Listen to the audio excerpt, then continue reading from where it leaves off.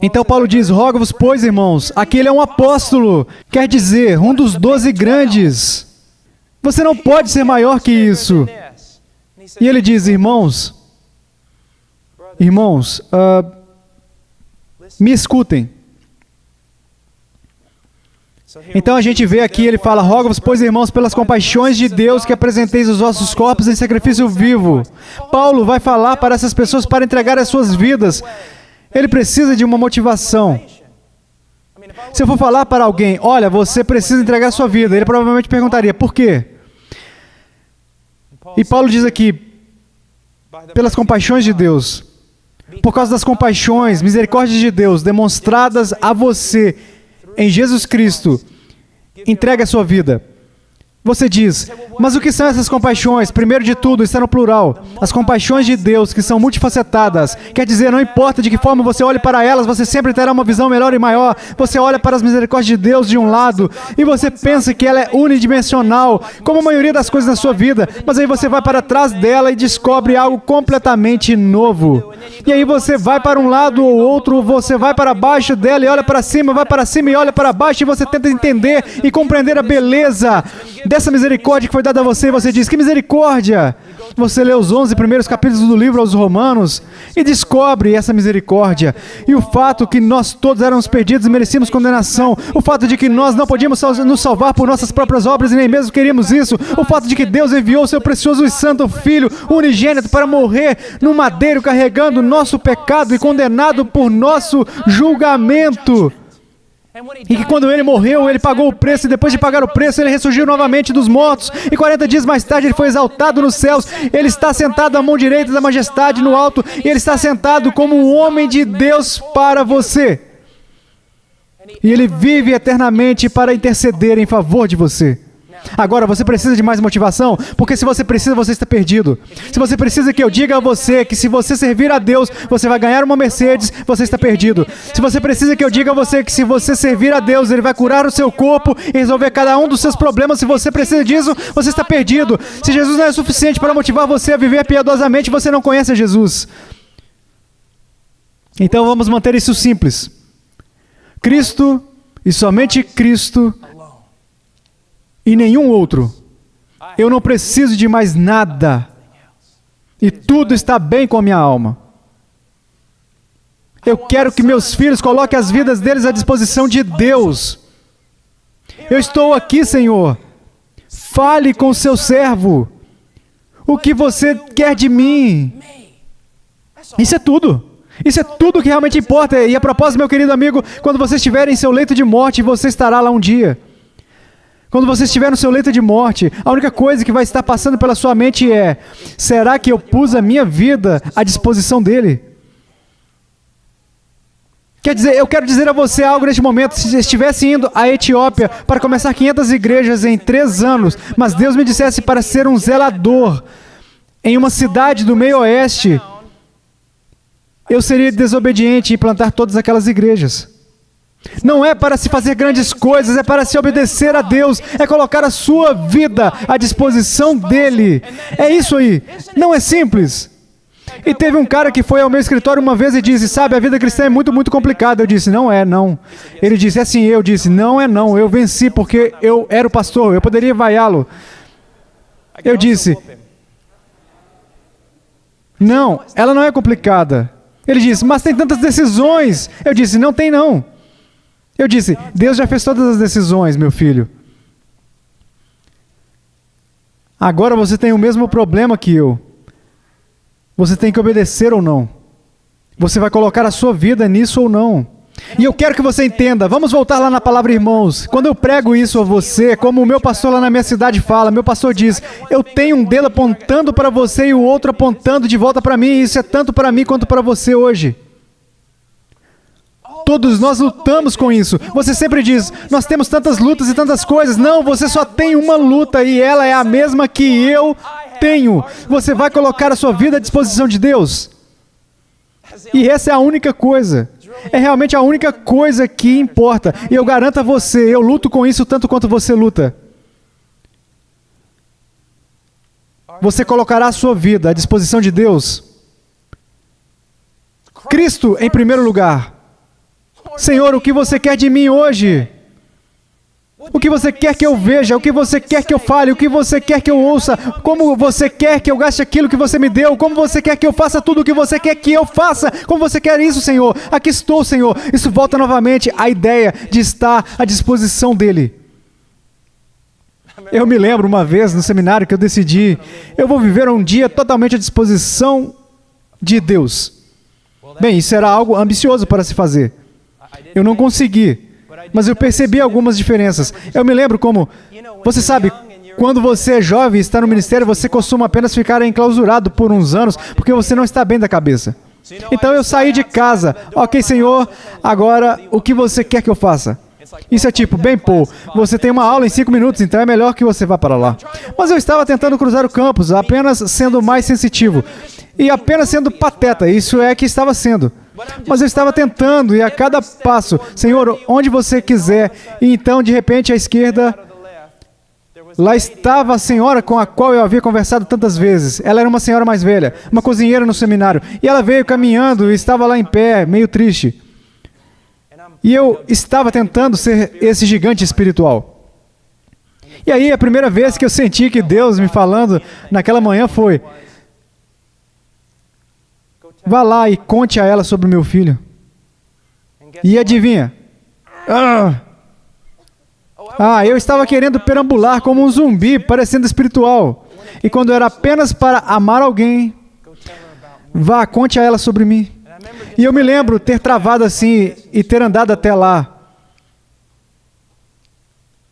Aquele dia ela recebeu Cristo.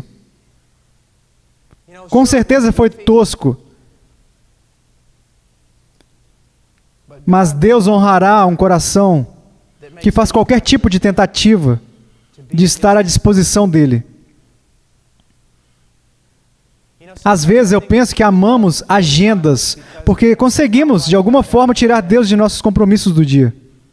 Deus, eu quero fazer cada minuto produtivo ao Senhor. A cada 5 minutos eu vou perder o controle. Tudo o que estamos fazendo é: Senhor, eu quero ser tão ativo que você não vai ter tempo para me falar o que fazer.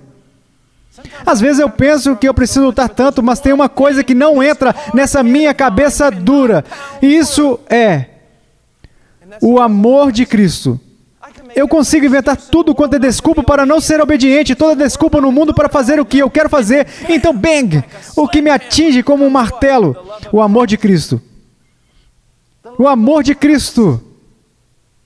Isso simplesmente me derruba, me deixando de joelhos. Isso é a coisa que eu quero que vocês compreendam sobre a vida do nosso Senhor e Salvador Jesus. Escutem isso. Jesus era pobre. E isso é tudo sobre essa questão. Apesar do que os pregadores da TV te falam, o cara era pobre. Ele não andava numa carruagem de rei. Ele era pobre. Ele esteve muitas vezes cansado. E muitas vezes teve angústias. Ele teve muitas vezes essas coisas com as quais você e eu temos que lidar. Mas aqui está uma coisa sobre Jesus Cristo. Ele nunca esteve vazio. Ele nunca esteve vazio. E por que ele nunca esteve vazio? Porque ele tinha comida para comer que nós não conhecemos. Ele nunca esteve vazio pela mesma razão que nós normalmente estamos. Ele nunca esteve vazio porque ele se preocupava em fazer a vontade do Pai dele. Ele estava colocando a sua vida à disposição do Pai dele. Você está vazio? Você já se sentiu vazio? Adivinha? Ligue o alarme. Eu faço isso. Eu estou me sentindo tão vazio, preciso de umas férias. Eu estou me sentindo tão vazio, eu preciso ficar longe do ministério um pouquinho. Eu estou me sentindo tão vazio, eu preciso ficar um pouco sozinho. Não, eu estou me sentindo tão vazio, então eu preciso me colocar à disposição de Deus. Eu não vou me sentir mais vazio. Me colocar à disposição de Deus. Agora, eu tenho que voltar aqui um pouquinho, porque tem aqui alguns de vocês que estão sempre com culpa de que não estão fazendo o suficiente para Deus. Então, quando eu digo isso, você fala: eu preciso voltar lá e fazer mais. Não.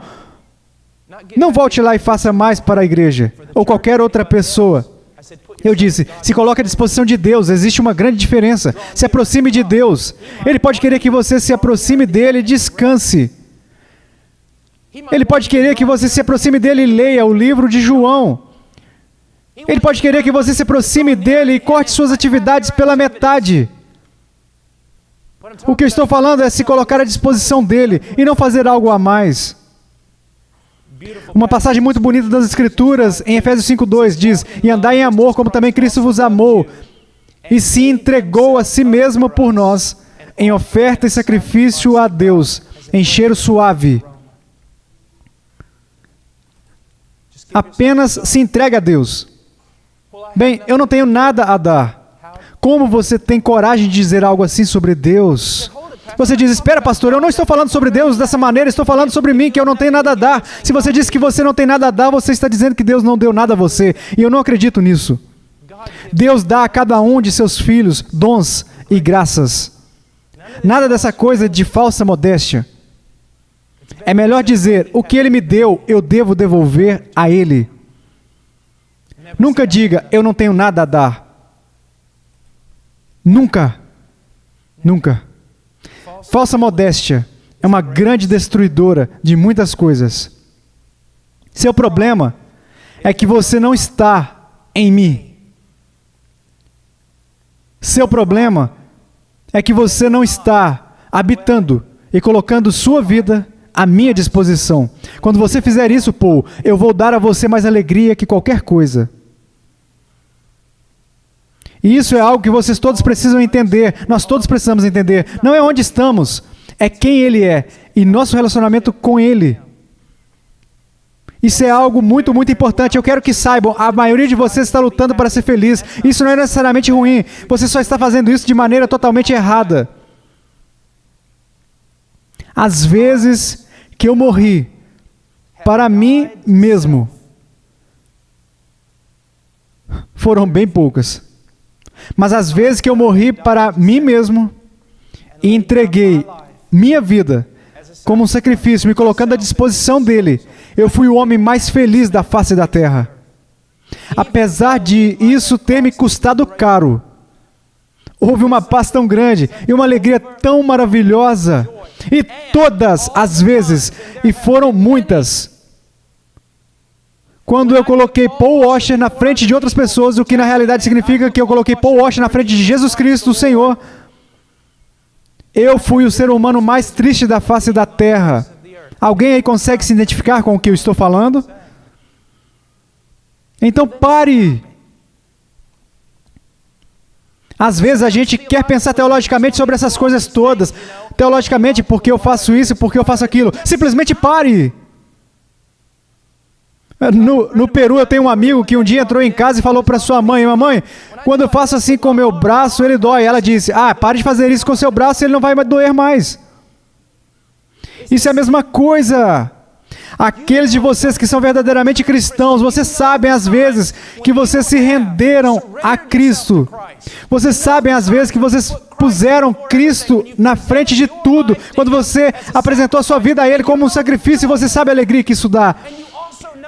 E você sabe também a tristeza de fazer o oposto. O ponto sobre isso é morrer. Eu sei que isso não é atrativo para os visitantes, e eu estou contente com isso. Morra para si mesmo. Você quer consertar o seu casamento? Morra para si mesmo e se ofereça a Deus.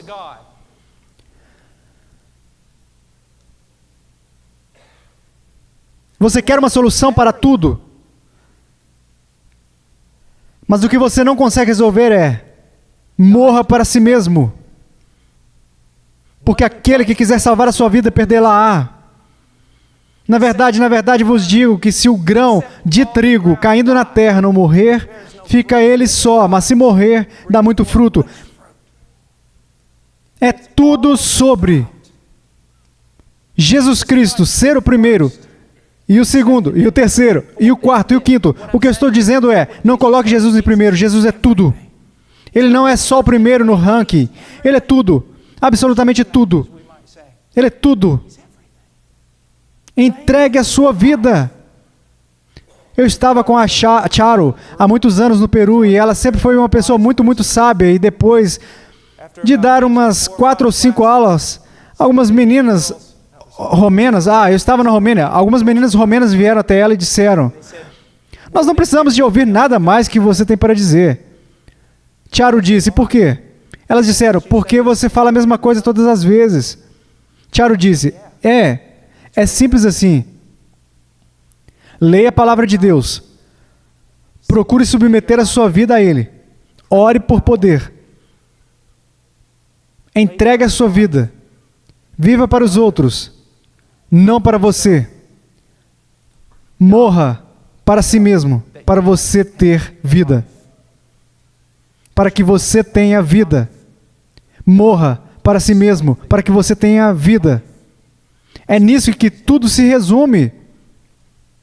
Eu nunca dei nada que eu tenha me arrependido depois. Eu guardei coisas e me arrependi. Eu nunca aconteceu de me autossacrificar, que olhar para trás agora e dizer, eu queria não ter feito isso, mas eu fui egoísta tantas vezes e eu disse, eu queria não ter feito isso. É o que Jesus disse, morra e dê a sua vida para Ele. Morra. Morra. Devemos ser teologicamente corretos? Sim, devemos. Devemos fazer outras coisas? Sim, devemos. Será que se importa se nós não fizermos a primeira coisa? Não. Morrer para nós mesmos. Entregar a nossa vida. Não autopromoção, mas autorrebaixamento. Para que Cristo seja promovido. Ele deve crescer. Eu devo diminuir. E, como ele foi alegre, aquele João Batista. Hoje à noite nós falaremos sobre oferecer seu corpo, porque ele disse corpo, por muitas razões importantes. Ele não disse dê teu coração, ele disse dê teu corpo.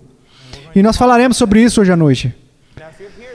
Se você está aqui esta manhã, o que eu posso falar para você? Sabe, eu vou ser honesto com você. Eu não estou esperando que você vai ouvir esta mensagem e ser de repente transformado e que tudo dará certo na sua vida. Não, eu estou esperando que essa mensagem vai ser como uma pedrinha no sapato e vai sempre lembrar você disso. Você está vazio? Então morra. Você está triste? Então morra para si mesmo e viva para Cristo. Você está se sentindo todo sujo por dentro? Então ponha-se à disposição dele. Se aproxime mais dele. Um lembrete constante de que você e eu somos chamados a habitualmente e continuamente morrer para nós mesmos, entregar nossas vidas a Deus. Alguns de vocês jovens aí vão estragar terrivelmente a vida de vocês. Vocês vão. E eu direi a vocês por quê. Porque vocês vão tomar as rédeas e vocês vão correr com isso. E quando vocês fizerem isso, bem, em alguns anos vocês estarão no meu escritório. Vocês vão pegar o volante e vocês vão dizer, eu vou dirigir meu próprio carro. E vocês vão se arrepender todos os dias de suas vidas. Eu imploro a vocês para largarem as rédeas, largarem o volante e se submeterem à soberania de Cristo. Não à soberania deste pregador, por causa deste pregador. Você sabe como é pregar? Às vezes eu não gosto da forma como é feita. E digo por quê? Porque parece que eu tenho uma mensagem e eu sou como o copiloto de Deus e eu estou dando a mensagem para você. Quando na verdade é isso, a mensagem, se for de Deus, é como se eu tivesse que falar a mensagem, correr até aí embaixo, sentar-me e escutar como vocês aí. Não é pela autoridade de algum pastor. Você leu a Bíblia por você mesmo, você concorda com as coisas que eu acabo de dizer sobre Romanos 12, verso 1. Não é sobre se submeter a um pastor, a uma igreja ou alguma outra coisa, mas se submeter a Jesus Cristo e colocar sua vida à disposição dele, se tornar tudo o que ele deseja que você seja. Mas você tem que morrer. Tem que morrer. Se você não é cristão e está aqui hoje, você está dizendo, o que é toda essa loucura? É exatamente o que ela é. Venha, perca a sua vida por um filho de carpinteiro, por um homem louco que morreu por um sonho. E você terá a fé que seus primeiros seguidores tiveram e você vai sentir o peso do seu olhar. É loucura para alguém que não conhece a Deus. Morrer para si mesmo neste mundo. Nós vivemos no Império Romano, que é tudo sobre autopromoção e sobre ser forte e poderoso, conseguir tudo para que as pessoas aplaudam você, não no reino. Não é sobre subir a escada, é sobre descê-la. Não é sobre ter seus pés lavados, é sobre lavar os pés de outras pessoas. Jesus Cristo, sabendo de onde ele veio, para onde ele estava indo, basicamente sabendo que ele era Deus encarnado, colocou uma toalha sobre o ombro e lavou os pés de todo mundo. Agora isso é autoestima forte. É isso aí. É tanto para mim quanto para você. Mas, se você não conhece ao Senhor, isso é o que a Bíblia quer que você saiba. A Bíblia diz algumas coisas que são extremamente ofensivas. Você dá conta disso? A Bíblia diz algo extremamente ofensivo. Você não é uma vítima da sociedade. Você não é uma vítima do problema dos outros. Você, meu Senhor. Você, minha Senhora. Você, criança. Vocês são o problema. Assim como eu. A Bíblia diz, porque todos pecaram e destituídos estão da glória de Deus. Não somos ovelhas perdidas procurando um pastor, somos rebeldes que odeiam a Deus, correndo com toda a nossa vida para fugir dele, porque queremos ser senhores soberanos de nosso próprio universo. A Bíblia diz, se você continuar fazendo isso, você será ainda mais destruído. A Bíblia te chama ao arrependimento, a reconhecer seu pecado e odiar isso. A correr de volta para Deus, um Deus justo, que não podia perdoar você porque você quebrou todas as suas leis. Aceite que Ele enviou seu Filho para pagar por cada um dos seus crimes que você cometeu. O pagamento já foi feito, a justiça foi satisfeita. Acredite no Senhor Jesus Cristo e você será salvo. É sobre isso. Suas boas obras são como panos imundos, que estão mortos diante de Deus e não contam para nada. Elas são assim como as minhas. O único mérito, a única virtude que temos é Jesus Cristo crucificado e ressuscitado dos mortos. Nossa única esperança e nossa única glória. Nossa única esperança.